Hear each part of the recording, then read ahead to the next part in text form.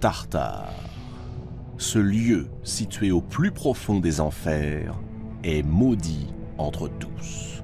C'est la prison des dieux déchus, des héros bannis et des grands criminels.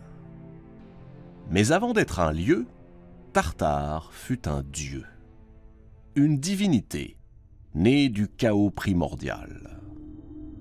Dès sa naissance, Gaïa, la terre, précipita Tartare au plus profond de ses entrailles, le transformant en une région inaccessible dont on ne peut revenir. Sur cette région règne désormais Hadès, le seigneur des enfers. Dans le Tartare sont maintenus captifs tous ceux que Zeus a frappés de son courroux.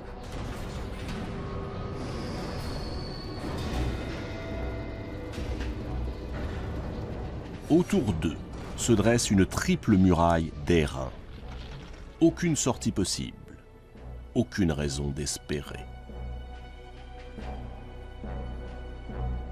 Le Tartare est si profond que si l'on y jetait une enclume, elle mettrait 9 jours pour atteindre le fond.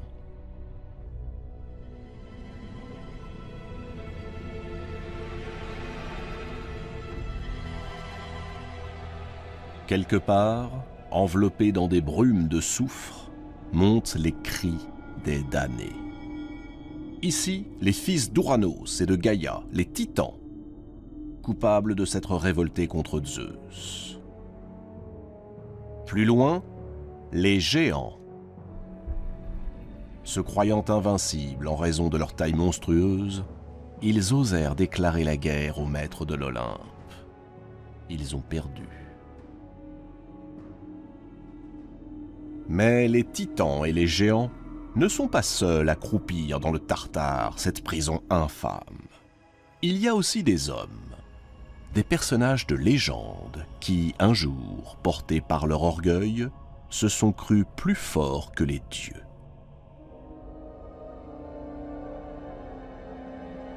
Le plus célèbre d'entre eux s'appelle Sisyphe. Sisyphe était le fils du dieu Éole, maître et régisseur des vents. Il est marié à l'une des 7 Pléiades, Mérope. Il appartient à cette lignée d'individus rusés, qui trouvent toujours le moyen de tromper leurs semblables, et même les dieux. Fondateur de la ville de Corinthe, Sisyphe a su développer dans sa cité le commerce et la navigation. Mais en dépit de cela, ou à cause du grand désordre que cela avait apporté, il est considéré par tous ses sujets comme un personnage peu fiable. Parmi ses très nombreuses richesses, Sisyphe possède un magnifique troupeau, tout aussi beau que celui de son voisin, Autolycos, le fils du dieu Hermès. Autolycos est passé maître dans l'art de voler.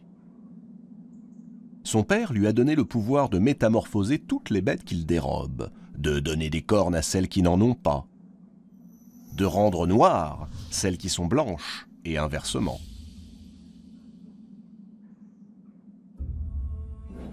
Au fil des jours, Sisyphe finit par constater un phénomène étrange. Son troupeau diminue à vue d'œil, alors que celui d'Autolycos ne cesse d'augmenter.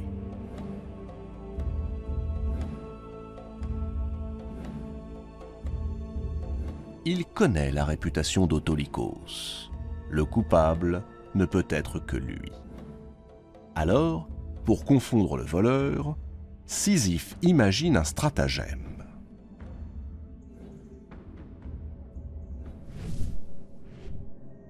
Une nuit, Autolycos emporte 10 bêtes de plus et repart. Sans le savoir, il vient de tomber dans le piège imaginé par Sisyphe. Dès l'aube, Sisyphe se présente devant Autolycos et il l'accuse de vol. Autolycos proteste. Sisyphe ordonne alors à ceux qui l'accompagnent d'inspecter le troupeau. Ils identifient aussitôt les bêtes dérobées, car il a fait graver sous chacun de leurs sabots cette inscription volée par Autolycos.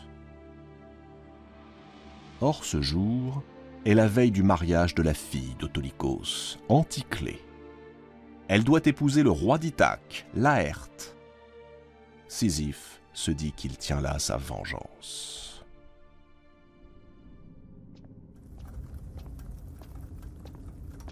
Laissant à ses témoins le soin de punir le voleur, il fait irruption dans la maison et viole la pauvre Anticlée.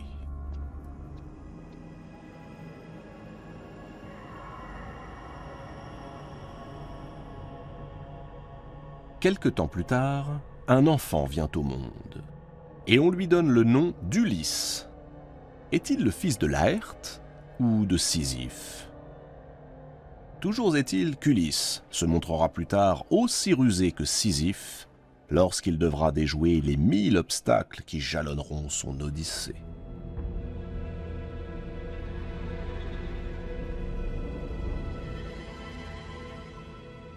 Mais une seconde affaire vaut à Sisyphe de partager le sort des damnés.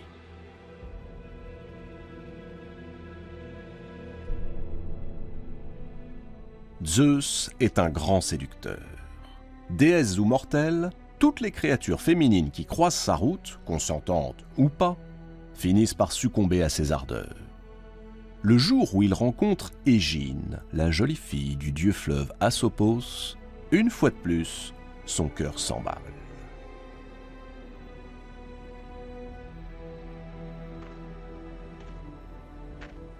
Zeus prend l'apparence d'un aigle, enlève Égine et file se réfugier sur une île perdue de la mer Égée. Asopos part à la recherche de sa fille à travers toute la Grèce.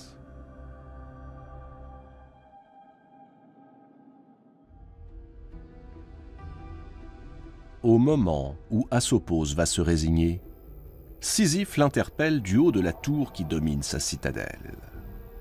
Il a fait construire cet édifice pour voir arriver tous les voyageurs.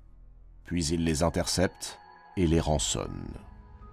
Depuis son promontoire, Sisyphe a tout vu des manigances de Zeus. Il propose un marché au père éploré. Une source en échange du nom du ravisseur. Une source perpétuelle qui permettrait à Sisyphe d'irriguer les terres arides qui entourent Corinthe. Asopos accepte et fait aussitôt jaillir les eaux d'une fontaine. Alors, Sisyphe lance à la face du monde le nom du coupable, Zeus. Zeus n'a rien manqué de la scène. D'abord, le viol d'Anticlée, et maintenant cette dénonciation, un acte d'impiété qu'il ne peut tolérer. Il envoie à Sisyphe la plus désagréable visiteuse qui soit, Thanatos, la divinité de la mort.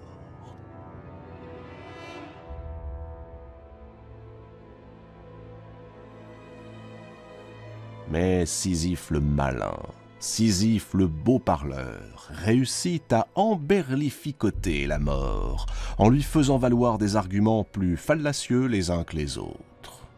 Il parvient même à l'enchaîner au plus profond de l'une des prisons de sa citadelle. Peu à peu, l'enfer se dépeuple, puisque la mort prisonnière ne peut plus assurer sa fauche quotidienne. Une effroyable tragédie s'annonce. Si rien n'est fait, alors la terre regorgera d'humains et il n'y aura jamais assez de place pour tous les contenir.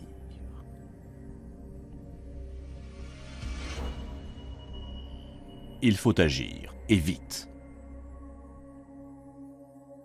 Zeus est sans pitié. Il condamne Sisyphe à rejoindre les profondeurs du Tartare.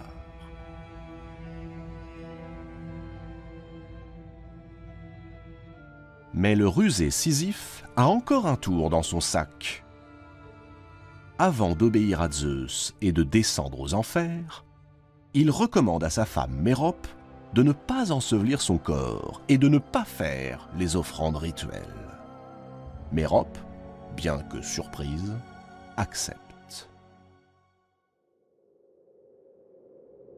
Une fois aux enfers, le condamné marche droit vers Perséphone, la reine du monde souterrain.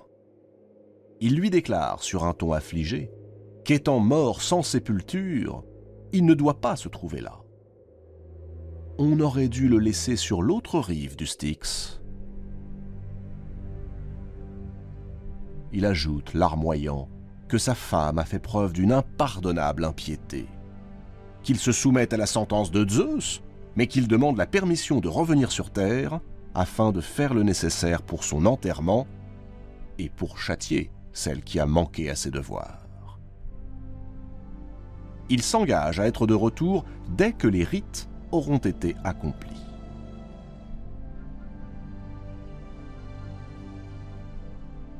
Perséphone donne son accord, à condition que Sisyphe promette d'être de retour sous 3 jours.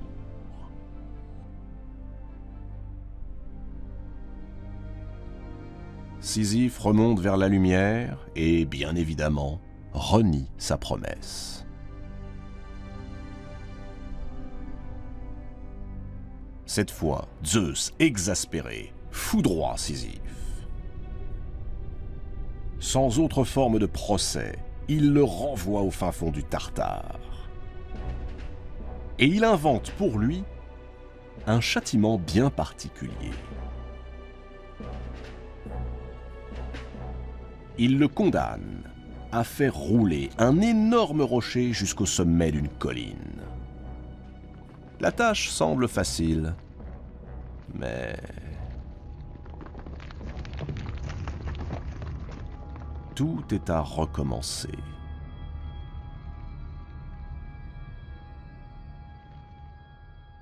Ce travail absurde a frappé l'imagination populaire, au point que le châtiment de Sisyphe est devenu le symbole de la condition humaine.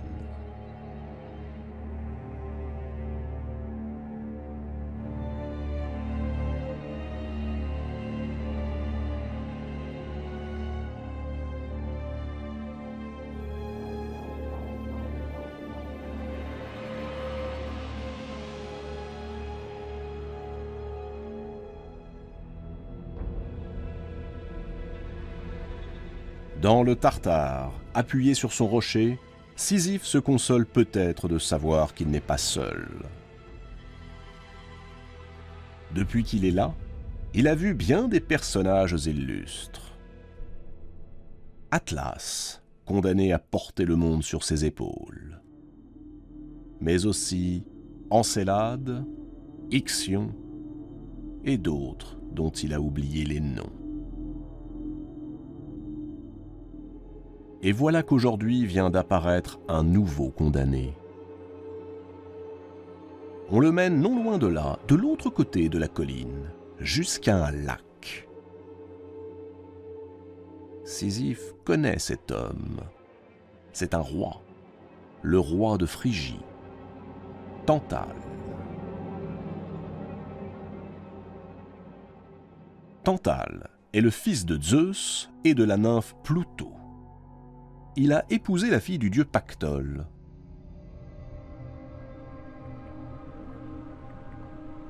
Pactole est un dieu fleuve, un fleuve rempli de pièces d'or depuis qu'un jour le roi Midas s'y est baigné. Tantale avait tout pour devenir un héros valeureux. L'intelligence, le courage et surtout la protection de son père, Zeus. Privilège rare, il était admis à participer au banquet de l'Olympe. Zeus le nomma roi de Phrygie, et le vertige du pouvoir s'empara de lui. Tantale commença par trahir l'hospitalité des dieux. Un jour, alors qu'ils venaient de manger et de boire à leur table, profitant d'un moment d'inattention, il osa dérober ce qui ne peut appartenir qu'aux dieux, le nectar et l'ambroisie, la boisson et la nourriture des immortels. Une fois sur terre, il les distribua aux mortels. Comme si cet acte n'était pas suffisamment sacrilège, il fit pire encore. Il convia les 12 dieux de l'Olympe à un grand banquet en son palais. Mais alors que ses hôtes prenaient place, Tantale s'aperçut que les provisions seraient insuffisantes pour tous les nourrir. Sans doute aurait-il pu avouer la vérité aux dieux. Il préféra mentir, et il opta pour le pire. Il fit venir près de lui son fils, Pélops, et l'entraîna dans les cuisines du palais.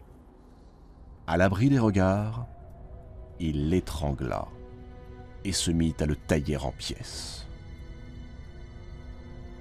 Puis il mélangea la chair de son fils à la nourriture qu'il s'apprêtait à servir aux dieux.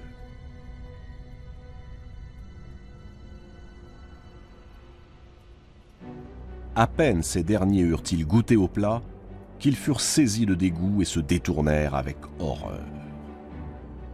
Tous venaient de reconnaître la présence de la chair humaine. Tous, sauf la déesse Déméter. L'esprit préoccupé par la récente disparition de sa fille Perséphone, elle mangea machinalement un morceau de l'épaule de Pélops.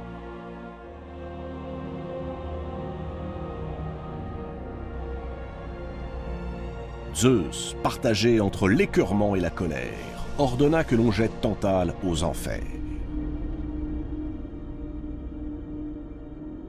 Mais même cela lui parut insuffisant, car le lendemain, il décida que le meurtrier blasphémateur serait emmené sur la rive d'un lac au plus profond du Tartare.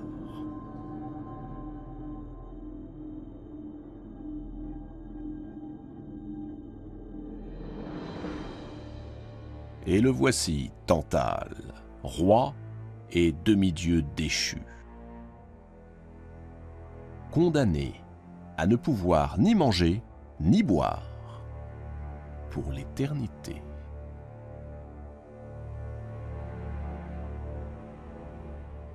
À sa droite, le fruit que porte un arbre sur la rive. C'est une belle poire, bien luisante, bien appétissante. Autour de lui, jusqu'au cou, une eau fraîche et transparente. Mais à peine se penche-t-il pour boire que l'eau se retire. Il ne reste que de la boue noire. Et s'il tente de saisir la poire, un coup de vent soudain entraîne le fruit hors de sa portée. Depuis l'Olympe, Zeus observe son fils. Ce fils indigne d'être un dieu, indigne d'être un roi, indigne même d'être un homme. Pour dissuader quiconque de commettre pareil outrage, le supplice de Tantale, toujours affamé et toujours assoiffé, servira d'exemple.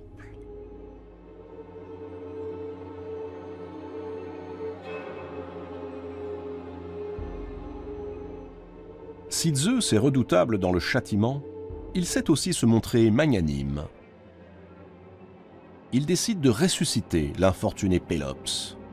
Il charge Hermès de rassembler le corps démembré de l'enfant, de le faire bouillir dans un chaudron auquel il confère des vertus magiques.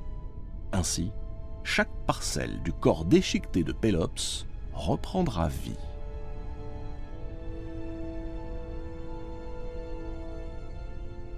Le roi des dieux convoque ensuite Clotho, l'une des trois moires, ces déesses qui filent et coupent le fragile fil de l'existence, et il lui donne pour mission de reconstituer le corps du jeune homme. Clotho a presque achevé son œuvre lorsqu'elle s'aperçoit qu'il manque un membre, l'épaule que Déméter a mangée par inadvertance. Alors, la déesse fabrique une épaule en ivoire et elle lui insuffle la vie. Depuis ce jour, tous les descendants de Pélops portent une tache blanche juste au niveau de l'épaule.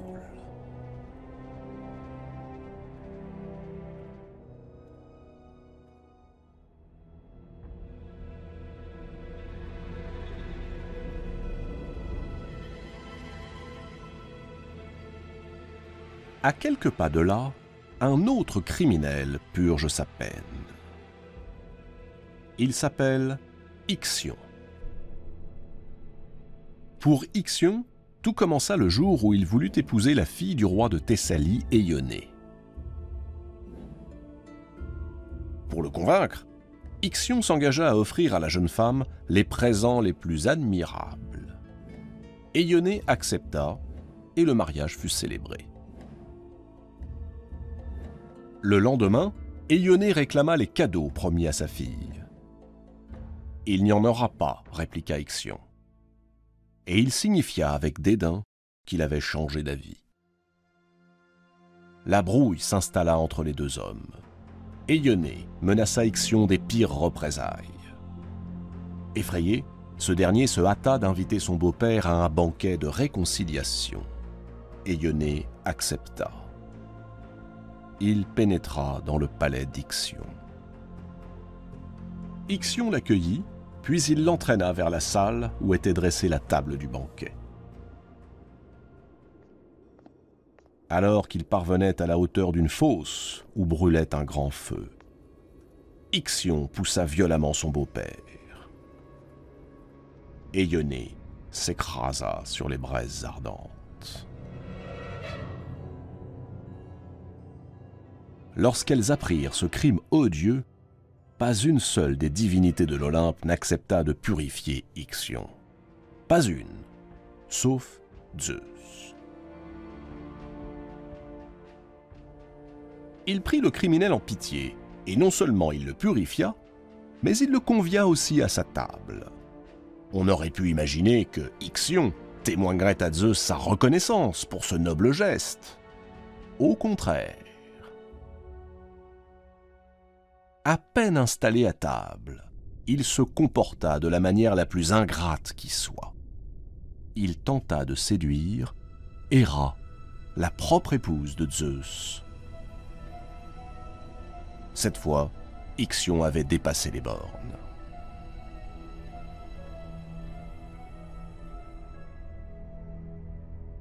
Zeus façonne un nuage qui possède la forme même d'Héra, et il le jette dans les bras d'Ixion.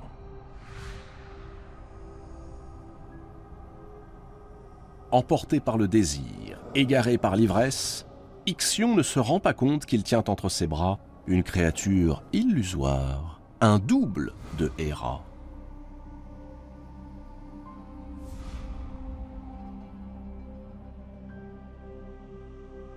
Il la couvre de caresses, de baisers, puis il la prend sans ménagement.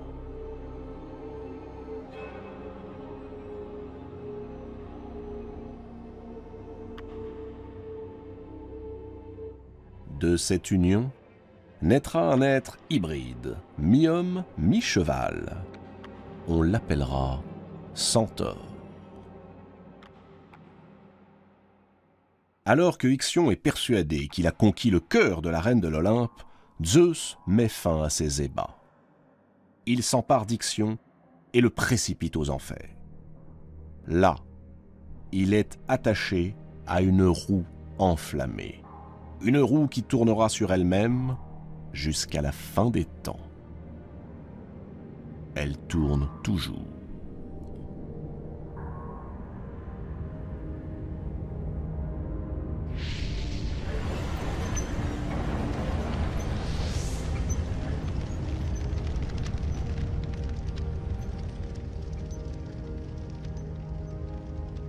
Les damnés du Tartare, qu'il s'agisse de Sisyphe, d'Ixion ou de Tantale, ne croyaient pas que les dieux oseraient les punir. Ils ont commis des crimes plus atroces les uns que les autres, sans se soucier des conséquences. Mais s'il est une chose que les dieux ne supportent pas, c'est bien que de simples mortels s'imaginent invincibles.